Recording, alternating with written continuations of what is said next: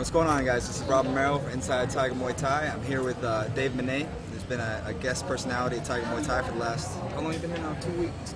2 months almost? Almost 2 months, yeah. Now, for those of you who don't know, Dave was the first ever middleweight UFC champion. UFC vet, Bellator fighting championship veteran. Has a wealth of experience, wealth of knowledge, and he just came off of a really great seminar here at Tiger Muay Thai. Dave, you were the first UFC middleweight champion. Tell us about that experience. What was it like back then in the UFC? It was great. I guess it was their burgeoning point, the point where they were coming out. They had just got back on cable. The fights were in Vegas. The commissions were coming through. There was starting to be media attention, not the level to which it is now, obviously, but it was a fun time. You know, it's always fun to be in the beginnings of something becoming great. Yeah, for sure. Definitely a pioneer in the sport. You've had a career of a lot of tough fights. You know, who would you say at this point, you look back on the fights you've had up until this point, who would you say yourself as opponent to date? Honestly, I can't say would my toughest opponents. Some of my toughest opponents would be like Pele Landy, Carlos Newton, Matt Hughes, Sakurai. No easy fights for you. There's 10 to 15 fights that would be my toughest fights. So all of them are incredible, world-class people. Now you've also, as well as being a great fighter, you made a name as a coach. Tell us about some of the guys that are most notable, and also some of the up-and-comers we might not be aware of. Obviously, I worked with Roger Horta for quite a few years. He's made quite a name of himself. One of the more recognizable people in MMA. Travis View, I worked with also. I've worked with and trained with.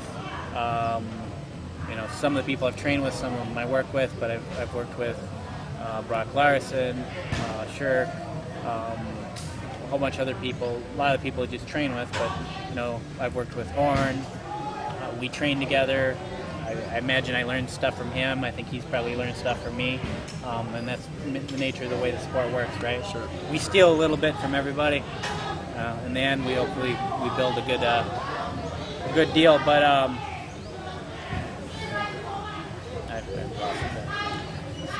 no worries. So, I mean, a general question then is, how did you first get into martial arts in general, MMA in particular? How did you gravitate towards it as a career choice? I guess I was coming out of wrestling. And out of wrestling, I was looking for something to stay active. In the process of staying active, I ended up doing some stand-up, some leg kick fights.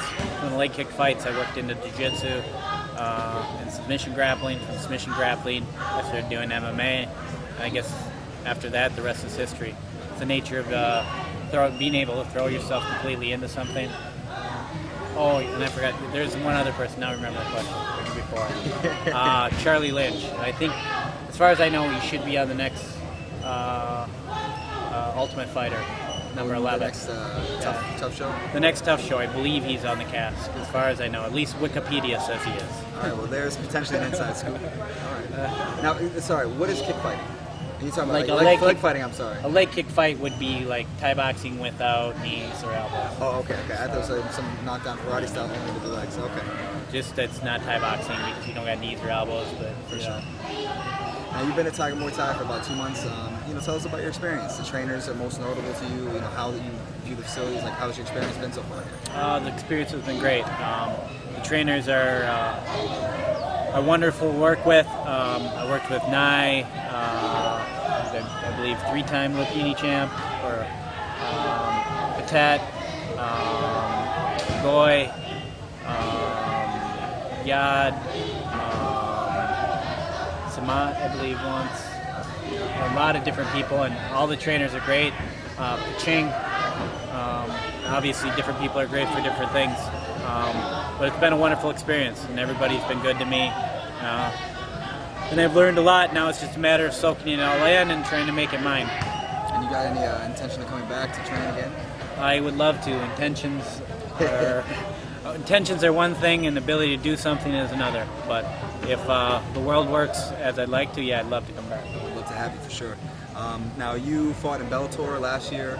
You're still active as a fighter. Do you have any opponents in particular that are coming up, or we want to tell us about what the future holds for you as far as your fighting career? I have an event booked in Minneapolis. I believe the opponent's Dave Strasser. I've yet to actually confirm the weight and everything else about the fight. So, but yeah, in April sometime, tentatively, I believe I'm fighting Dave Strasser. Good luck with that fight for sure. Now, all right, there's a lot of people come to Phuket and to Tiger Muay Thai to train, but also just check out the views. There's a lot of beautiful history in the area. Have you been to any sites? Big Buddha, watching?